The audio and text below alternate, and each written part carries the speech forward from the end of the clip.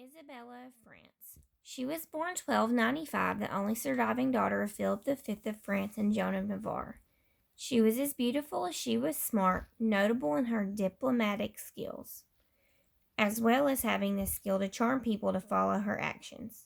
She arrived in England at age 12 to be married to Edward II. Shortly upon arrival, Isabella noticed that a lot of Edward's attention was on a man named Piers Gaveston. Gaveston actually sat by Edward II instead of Isabella at their wedding.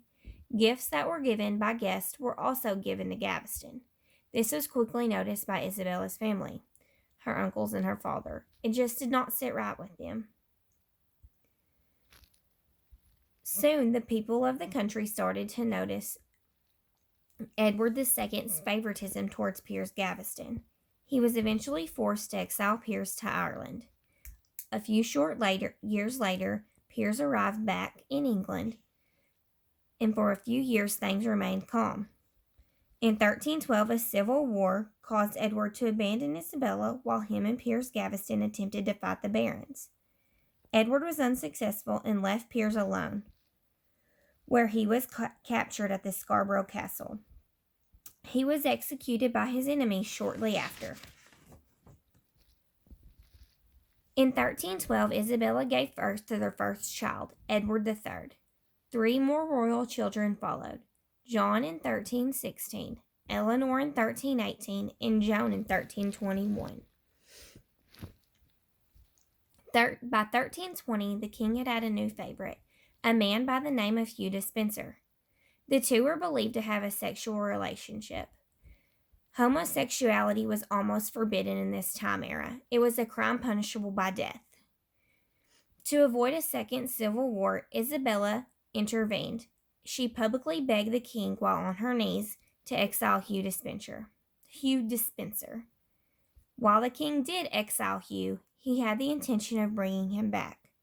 This led to the Despensers' War, where the king and Hugh Despenser imposed revenge on much of the kingdom.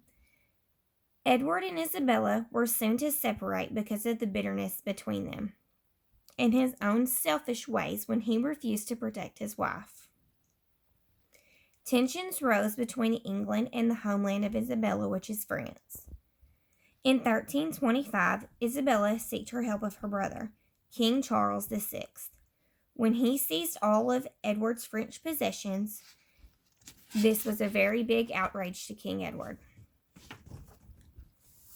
Isabella began to assemble an army of her own.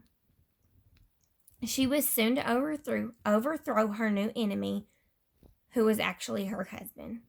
While assembling her army, Isabella fell madly in love with an Englishman named Roger Mortimer.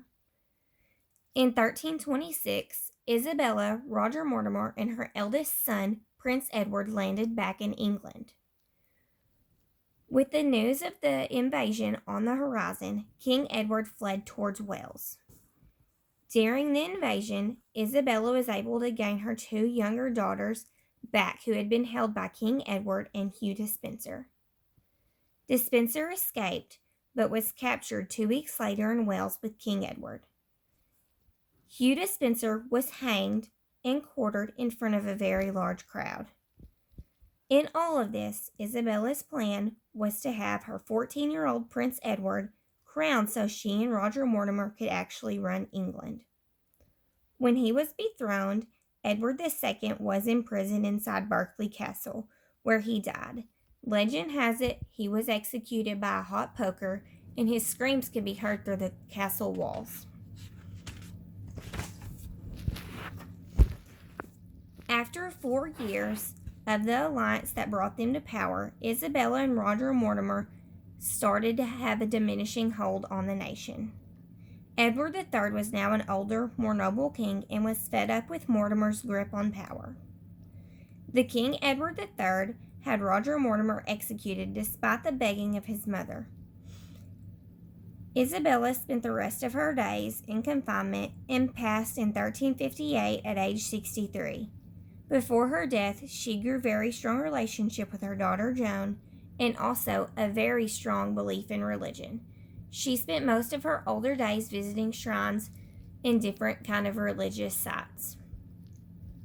Such a powerful, noble leader, Isabella will be known as one of the greatest queens in history with her determination.